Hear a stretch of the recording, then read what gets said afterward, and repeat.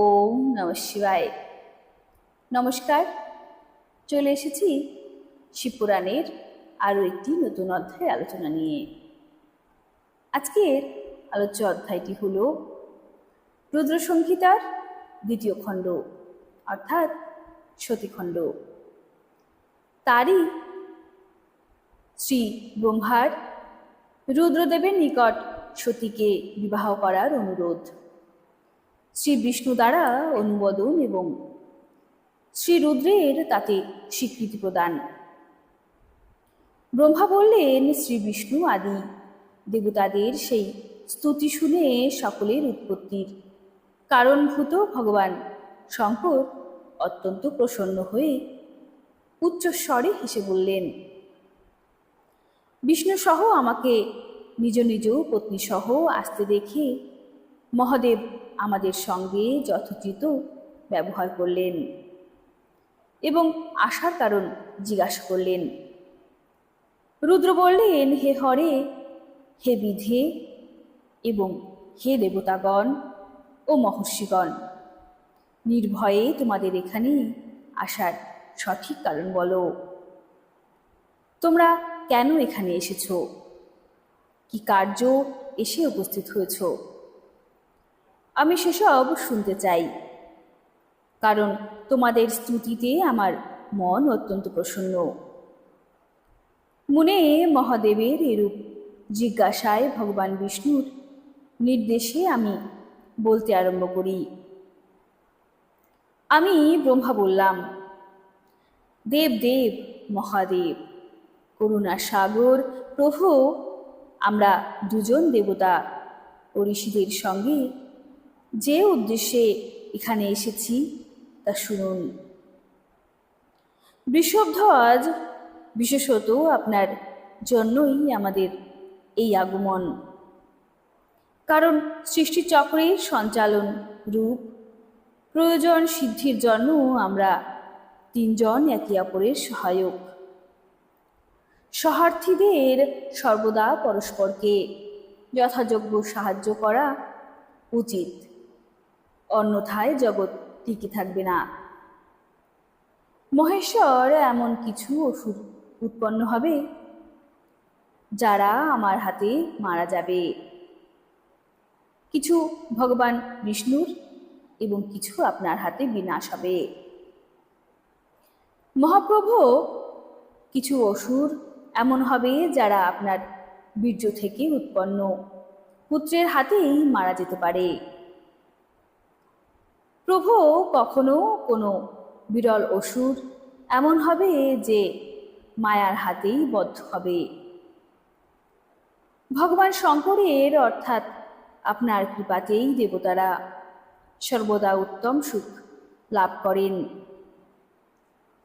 ভয়ঙ্কর অসুরের বিনাশ করা আপনি জগৎকে সর্বদা সমৃদ্ধ এবং অভয় প্রদান করবেন। অথবা এও সম্ভব যে আপনার হাতেও কোনো অসুর মারা না যায়, কারণ আপনি সর্বদা যোগযুক্ত হয়ে থাকেন এবং রাগ দেশরহিত হয়ে একমাত্র দয়াতেই নিমগ্ন থাকেন।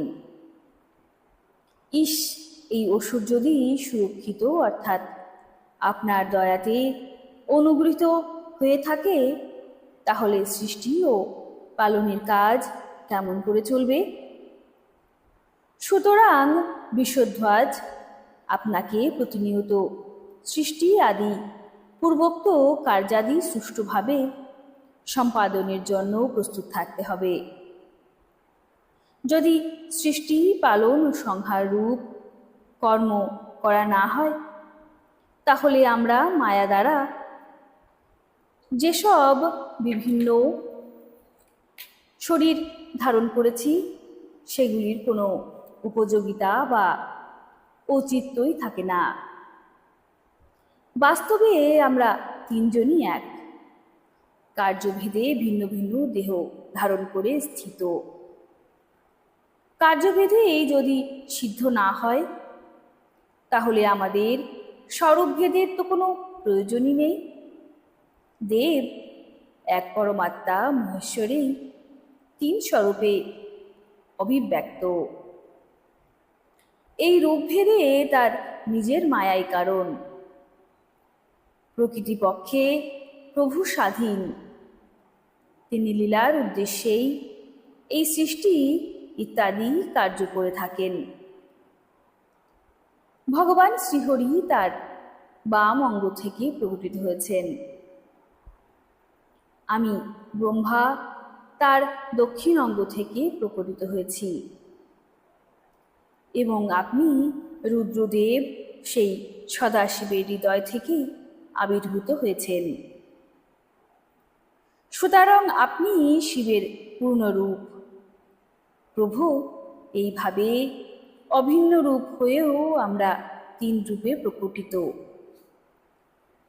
সনাতন দেব আমরা তিনজনেই সেই ভগবান সদাশিব এবং শিবার পুত্র। এই প্রকৃত তত্ত্ব আপনি হৃদয় দিয়ে অনুভব করুন। প্রভু, আমি এবং শ্রী বিষ্ণু আপনার আদেশে প্রসন্নতা সহ লোক সৃষ্টি এবং পালন কার্য করেছি এবং কার্য কারণবশত সপত্নীক হয়ে গিয়েছি। সুতরাং আপনিও বিশ্ব হিতার্থে ও দেবতাদের সুখ পাওয়ার জন্য এক পরম সুন্দরী রমণীকে নিজ পত্নী রূপে গ্রহণ করুন। মহেশ্বর, আর একটি কথা শুনুন। আমার পূর্বেকার বৃত্তান্ত স্মরণে এসেছে। পূর্বকালে আপনি শিবরূপে যে কথা আমাদের সমক্ষে বলেছিলেন, সেই কথাই এখন বলছি। আপনি বলেছিলেন, ব্রাহ্মণ, আমার এমনই রূপ তোমাদের অঙ্গবিশেষ ললাট থেকে প্রকটিত হবে যা ভূলোকে রুদ্র নামে প্রসিদ্ধ হবে। তুমি ব্রহ্মা সৃষ্টিকর্তা হয়েছ, শ্রীহরি হয়েছেন জগৎ পালনকারী, আর আমি সগুণ রুদ্ররূপ হয়ে সংহারকারী হব। এক নারীকে বিবাহ করে লোকের উত্তম কার্য সিদ্ধ করব। আপনার বলা এই কথা স্মরণ করে আপনি নিজেরই পূর্ব প্রতিজ্ঞা পূর্ণ করুন। স্বামীন, আপনার নির্দেশ ছিল যে আমি জগৎ সৃষ্টি করি। শ্রীহরি পালন করবেন এবং আপনি স্বয়ং সংহারের হেতু হয়ে প্রকটিত হবেন। সেইভাবে আপনি সাক্ষাৎ শিবই সংহারকর্তা রূপে প্রকটিত হয়েছেন। আপনি ছাড়া আমরা দুজন নিজেদের কাজ করতে সক্ষম নই। সুতরাং আপনি এমন একজন নারীকে গ্রহণ করুন যিনি লোকহিতের কাজে তৎপর হতে থাকেন। শম্ভ যেমন লক্ষ্মী ভগবান বিষ্ণুর এবং সাবিত্রী আমার সহধর্মিণী, তেমনি আপনি এখন আপনার জীবন সহচারী প্রাণবল্লভাকে গ্রহণ করুন। আমার এই কথা শুনে লোকেশ্বর মহাদেবের মুখে মৃদু হাসি ছড়িয়ে পড়ল। তিনি শ্রীহরির সাক্ষাতে আমাকে এই কথা বললেন। ঈশ্বর বললেন, ব্রাহ্মণ, হরে, তোমরা দুজন সর্বদাই আমার অত্যন্ত প্রিয়। তোমাদের দুজনকে দেখে আমি অত্যন্ত আনন্দিত হই। সমস্ত দেবতাদের মধ্যে তোমরা শ্রেষ্ঠ এবং ত্রিলোকের প্রভু। লোকহিতকর কাজে ব্যাপৃত থাকা তোমাদের দুজনের কথা আমার কাছে অত্যন্ত গৌরবপূর্ণ। কিন্তু সুরশ্রেষ্ঠগণ, আমার পক্ষে বিবাহ করা উচিত নয়, কারণ আমি তপস্যায় রত হয়ে সর্বদা সংসারে বিমুখ থাকি। যোগী রূপেই আমার প্রসিদ্ধ। যিনি নিবৃত্তির সুন্দর মার্গে স্থিত, নিজ আত্মাতেই রমণ করেন, তাতেই আনন্দ মনে করেন। নিরঞ্জর, যার দেহ অবধূত দিগম্বর, যিনি জ্ঞানী, আত্মদর্শী এবং কামনা রহিত, যার মনে কোনো বিকার নেই, যিনি ভোগাদি থেকে দূরে থাকেন এবং যিনি সর্বদা অপবিত্র এবং অমঙ্গল বেশধারী। তার সংসারে নারীর কি প্রয়োজন, এই কথা আমাকে বুঝিয়ে বলো। আমার তো সর্বদা যোগে ব্যাপৃত থাকতেই আনন্দিত হয়। জ্ঞানহীন পুরুষই যোগ ছেড়ে ভোগকে গুরুত্ব দেয়। জগতে বিবাহ করা, পরের বন্ধনে আবদ্ধ হওয়া, একে অনেক বড় বন্ধন বলে বুঝতে হবে। তাই আমি সত্যিই বলছি, বিবাহের জন্য আমার মনে একটুও ইচ্ছা নেই। আত্মাই নিজের উত্তম অর্থ, অর্থাৎ পরম স্বার্থ। সেটিতে সঠিকভাবে একাত্ম হওয়াতেই আমার লৌকিক স্বার্থে প্রবৃত্ত হয় না। তবুও জগতের হিতার্থে তোমরা যা বলছো তাই করব। তোমাদের কথায় গুরুত্ব দিয়ে অথবা আমার বলা কথা পূর্ণ করার জন্য আমি অবশ্যই বিবাহ করব, কারণ আমি সর্বদা ভক্তদের বশীভূত। কিন্তু আমি কেমন নারীকে প্রিয় পত্নী রূপে গ্রহণ করব এবং যে শর্তে করব তা শোনো। হরে ব্রাহ্মণ, আমি যা বলছি তা সর্বত্রভাবে সঠিক। যে নারী আমার তেজ বিভাগপূর্বক গ্রহণ করতে সক্ষম, যিনি যোগিনী এবং ইচ্ছানুসারে রূপ ধারণকারী, তাকেই তোমরা আমার পত্নী রূপে চয়ন করো। যখন আমি যোগে তৎপর থাকব তখন তাকেও যোগিনী হয়ে থাকতে হবে, আর যখন আমি কামাসক্ত হব তখন তাকে আমার কামিনী রূপেই পাশে থাকতে হবে। বেদ বেত্তা বিদ্বান যাকে অবিনাশী বলে, সেই জ্যোতিস্বরূপ সনাতন শিবকে আমি সর্বদা চিন্তা করি এবং করতে থাকব। ব্রাহ্মণ, আমি যখন সেই সদাশিবের চিন্তায় ব্যাপৃত থাকব না, তখনই সেই ভামিনীর সঙ্গে আমি সমাগম করতে পারি। যিনি আমার শিব চিন্তায় বিঘ্ন প্রদান করবেন তিনি জীবিত থাকতে পারবেন না। তার নিজ জীবন থেকে হাত ধুয়ে ফেলতে হবে। তুমি, বিষ্ণু এবং আমি তিনজনই ব্রহ্মস্বরূপ শিবের অংশভূত। অতএব মহাভাবগণ আমাদের তার নিরন্তর চিন্তনে ব্যাপৃত হওয়া উচিত। কমলাসন তার চিন্তার জন্য আমি বিবাহ ব্যতি রেখেই থাকব। সুতরাং তোমরা আমাকে এমন পত্নী প্রদান করো যিনি সর্বদা আমার অনুকূলে চলেন। ব্রাহ্মণ, তাতে আমার আরও একটি শর্ত আছে, তা শোনো। যদি সেই নারী আমার উপর বা আমার কথার উপর অবিশ্বাস হয় তাহলে তাকে আমি ত্যাগ করব। তার এই কথা শুনে আমি শ্রীহরি অল্প হেসে মনে মনে প্রসন্ন হলাম।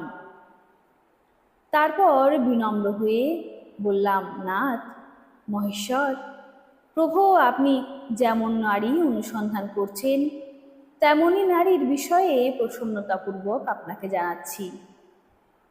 সাক্ষাৎ শিবের ধর্মপত্নী যে উমা, তিনি জগতের কার্য সিদ্ধ করার জন্য ভিন্ন ভিন্ন রূপে প্রকটিত হয়েছেন। প্রভু লক্ষ্মী এবং সরস্বতী এই দুই রূপ ধারণ করে এরা আগেই এখানে এসেছেন। এর মধ্যে লক্ষ্মী শ্রী বিষ্ণুর প্রাণবল্লভা হয়েছেন এবং সরস্বতী আমার। এবার আমাদের জন্য তিনি তৃতীয় রূপ ধারণ করে প্রকটিত হয়েছেন। প্রভু, লোকহিতে দেবী শিবা দক্ষকন্যার রূপে অবতীর্ণ হয়েছেন। তার নাম সতী। সতী তেমন পত্নী হতে পারেন যিনি সর্বদা আপনার হিতকারিণী। দেবেশ মহা তেজস্বিনী সতী আপনার জন্য, আপনাকে প্রতিরূপে পাবার জন্য দৃঢ়তা সহ কঠোর ব্রত পালন করে তপস্যা করছেন। মহেশ্বর, আপনি তাকে বর প্রদান করুন, কৃপা করুন এবং অত্যন্ত প্রসন্নতা সহ তাকে তার তপস্যার অনুরূপ বর প্রদান করে তাকে বিবাহ করুন। শঙ্কর, ভগবান বিষ্ণুর, আমার এবং সমস্ত দেবতাদের এই ইচ্ছা। আপনি আপনার শুভ দৃষ্টি দ্বারা আমাদের এই ইচ্ছা পূরণ করুন, যাতে আমরা সশ্রদ্ধ চিত্তে এই উৎসব দেখতে পারি। তাহলে ত্রিলোকে সুখদানকারী পরম মঙ্গল হবে এবং সকলের সব চিন্তা দূর হবে, এতে কোনো সংশয় নেই।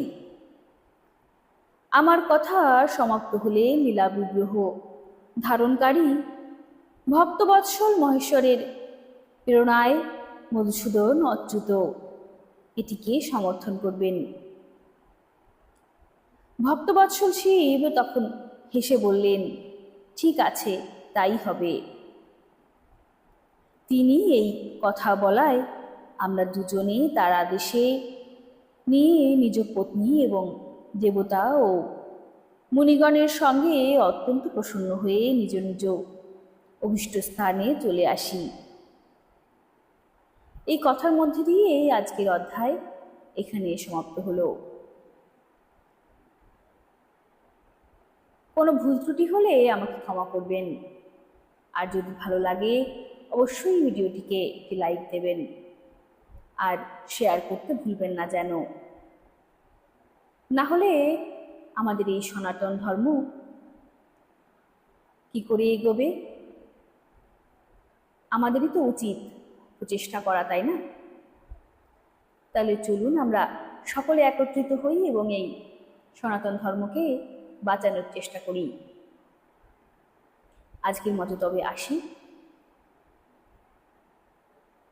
সবাই মিলে মহাদেবকে স্মরণ করে আরও একবার বলি, হর হর মহাদেব। নমস্কার।